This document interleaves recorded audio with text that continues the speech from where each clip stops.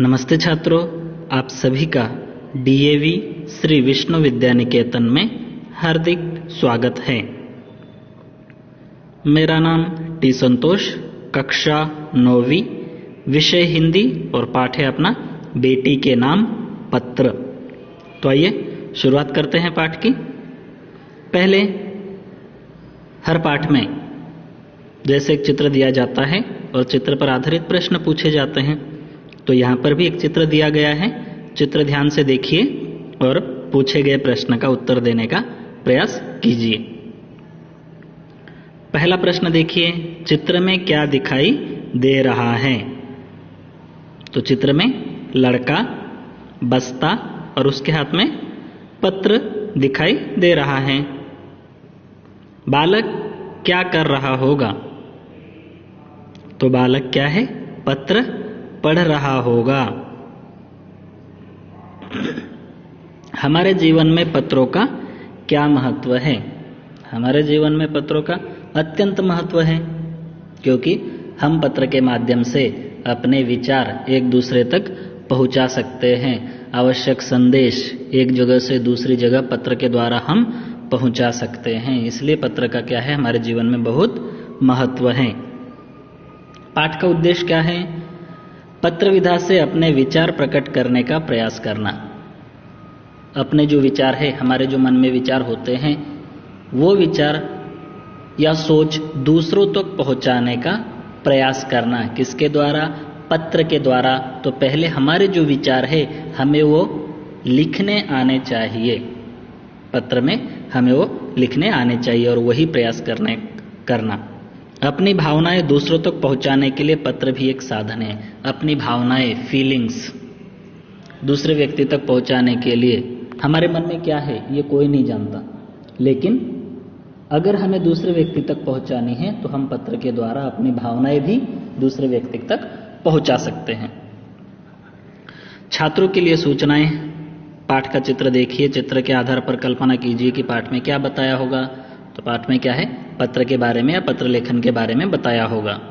पाठ पढ़िए, समझ में न आने वाले शब्द और वाक्य रेखांकित कीजिए। जो आपको वर्ड्स और सेंटेंसेस ऐसे लगते हैं जो हार्ड है या उसका आप मीनिंग नहीं जानते, उसको अंडरलाइन कीजिए। समझ में न आने वाले शब्दों के अर्थ शब्दकोश में ढूंढिए। शब्दकोश, डिक्शनरी। अगर आपके पास में डिक्शनरी है तो जिसका मीनिंग आपको समझ में नहीं आता है, आप डिक्शनरी में ढूंढ सकते हैं, या आप मुझे मैसेज भेज सकते हैं, मैं उसका मीनिंग आपको बता दूंगा।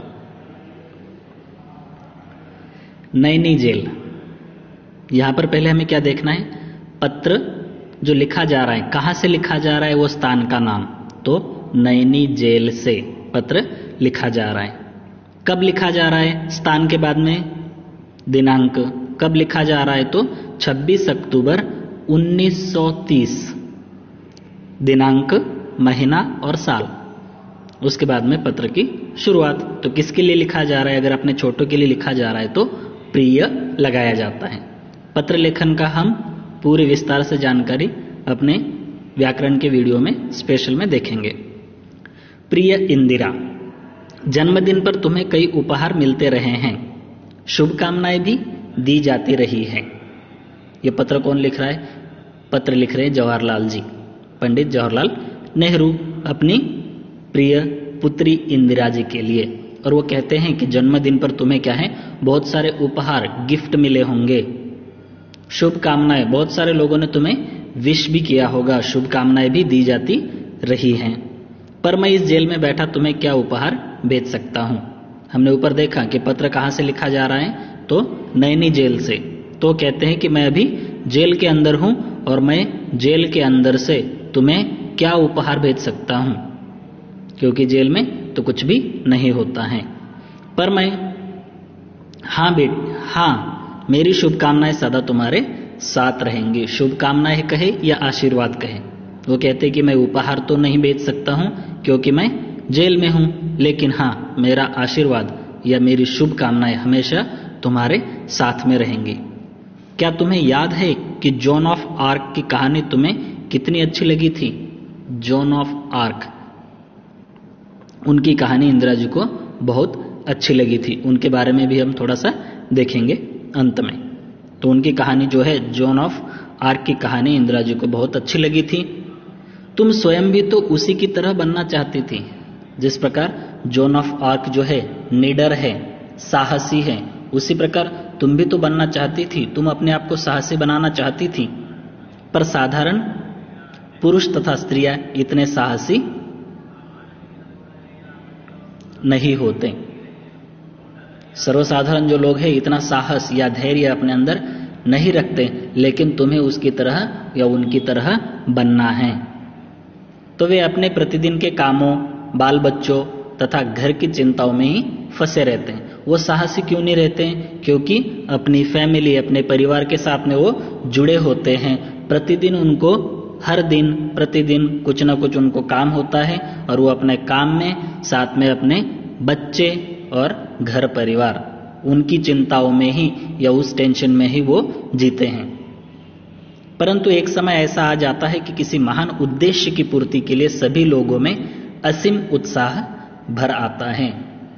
But sometime it is coming like this. कुछ समय ऐसा भी आ जाता है या एक समय ऐसा भी आ जाता है कि आप अपने उद्देश्य को या उद्देश्य की पूर्ति करने के लिए बहुत उत्साहित होते हैं कि मैं ये कर सकता हूँ, यस मैं करूँगा, अवश्य करूँगा और मेरे से होगा, ऐसा उत्साह आपके मन में भर आता है।